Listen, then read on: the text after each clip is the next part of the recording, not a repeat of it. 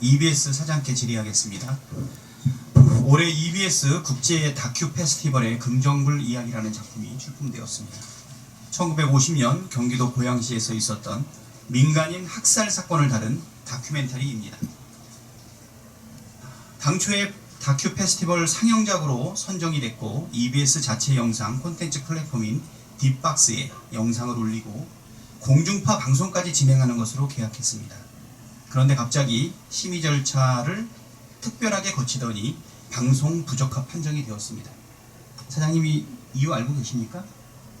예, 알고 있습니다.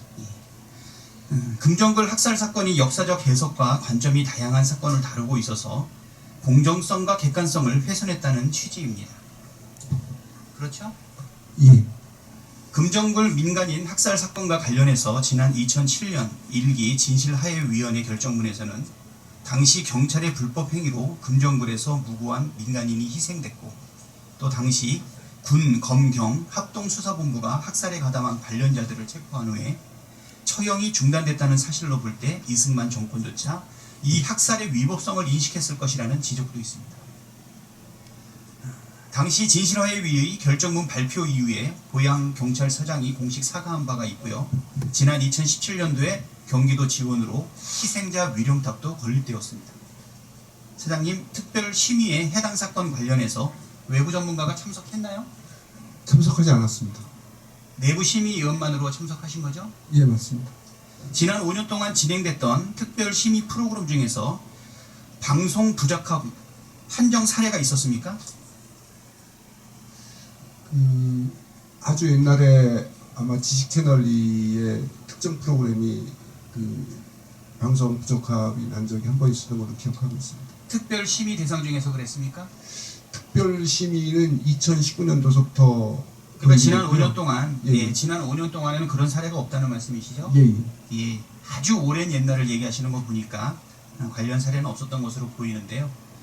그런데 문제는 심사위원 간에 어떤 의견이 오갔는지 회의록이 존재하지 않습니다. 또 관련해서 사학자 단 한 사람도 없이 해당 사건에 대해서 역사적 해석과 관점이 다양하다 운운할 수 있습니까? 사장님 의견 어떠세요? 예, 지금 저희도 심의 제도로는 외부 인사가 참여할 수 없기 때문에 지금 외부의 사학자가 참여할 그 제도가 없어서 그렇게 시행된 걸로 알고 있습니다.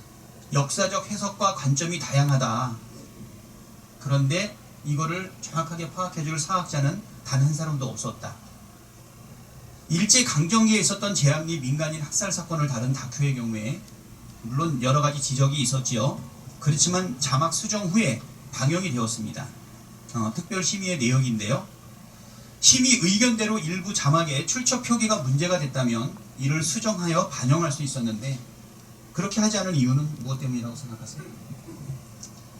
보통 심의 과정은 제작자가 심의를 하면 심의실에 영상을 넘겨서 심의를 받습니다. 그래서 심의 의견이 있으면 대개 수정을 하거나 아니면 방송 부적합 편성이 그러니까 왜 수정하고 반영할 수 있는데 왜 그렇게 안 했는지.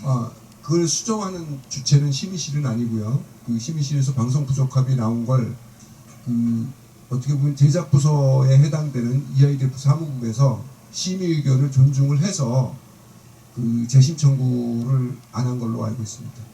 그래요? 그렇게 의지가 없나요?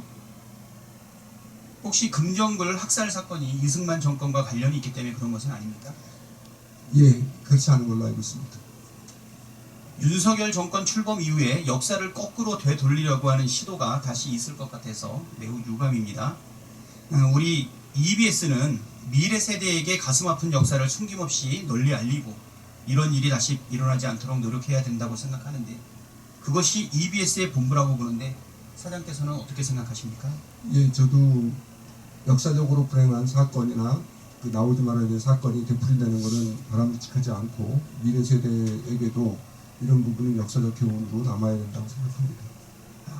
저는 금정굴 이야기가 EBS 공중파에서도 방영될 수 있도록 빠른 시일 내에 조치를 취해주기를 바라고요. 그리고 특별심의 시행 과정에 대해서 규정 자체가 지금 존재하지 않는다고 하거든요. 예.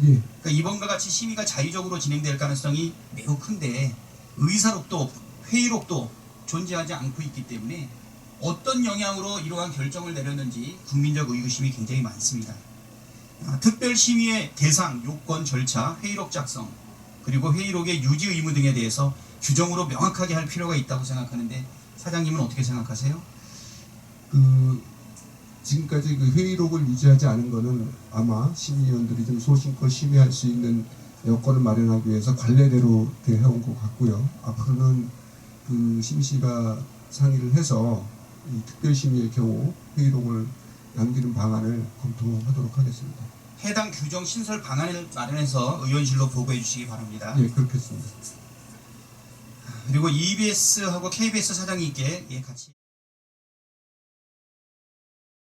고생하시는데 우리 EBS 사장님, 제가 동료 의원이 지적은 했지만 그 금정꿀 방송 부적 판정 논란 관련해서 여쭤보려고요. 이 금정꿀 이야기는 50년도 경기도 고양 금정꿀에 자행된 민간인 학살 사건을 다루는 18분 분량의 다큐 형식 애니메이션이잖아요. 그래서 EBS 국제 다큐 영화제에서 지난 8월 26일 날 상영도 했고 8월 26일 극장 개봉도 했습니다. 그리고 현재는 샌프란시스코 국제 뉴 컨셉 필름 페스티벌에 10월 27일부터 30일 상영 예정이고요. 그런데 말이죠, EBS 심의시청실에서 지난 8월 22일 날 방송 부적합 판정을 내렸죠. 예. 그래서 원래는 8월 28일 날 편성되었던 금정꿀 이야기가 부적합 판정에 따라서 방송이 취소됐는데 계약서를 한번 보시면요, 3조에 보면 계약 내용 중에 두 번째 항을 보면 지상파 TV 방영권, 그래서 지상파 TV 계약 시작일부터 1년간 독점으로 22년 8월 1일부터 25년 7월 31일까지 3회 이렇게 방송할 예정이다. 이런 계약서 체결한 것도 알고 계시죠? 예.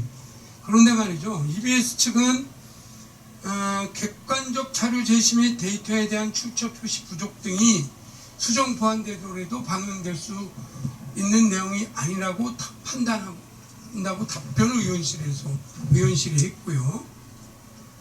실제로 이걸 만든 감독이 방송 부적합 판정 소식을 구두로 전달받고 출처 표기 및 수정을 거쳐 재편성 및 심의해 줄 것을 요청했지만 받아들여지지 않고 있고, EBS 측은 감독의 요청 사실을 알고 있지만 재심의는 재편성이 되어야 할 수 있기 때문에 현재 심의실에서 할 수 있는 것이 없다라는 답변을 보내주셨어요.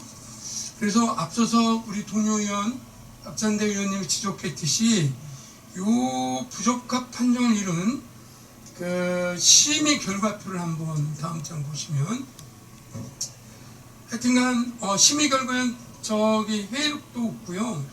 심의 총평만 서술되어 있습니다.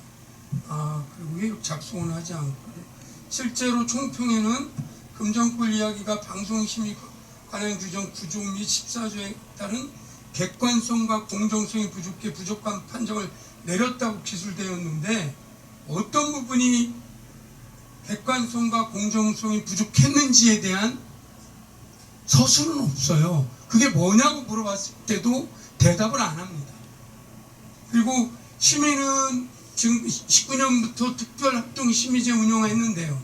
22년 8월까지 총 13건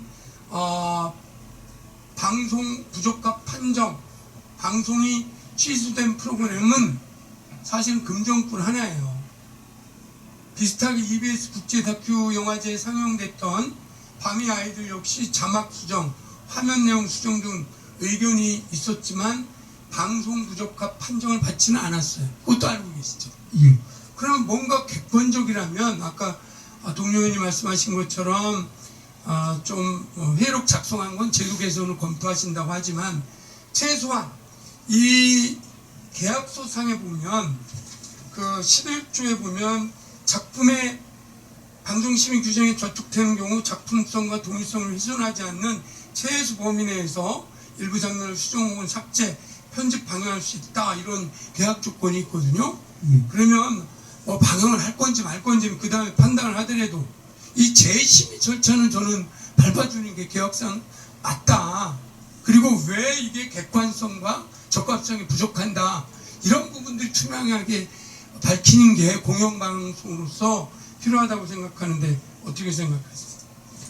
방송심의 재심의 절차는 규정으로 보면 그 재심의 요청이 제작부서에서 심의실로 와야 재심의 절차가 그러면 진행됩니다. 제작을 재심의 요청을 하면 그럼 절차에 따라 받아주겠습니까?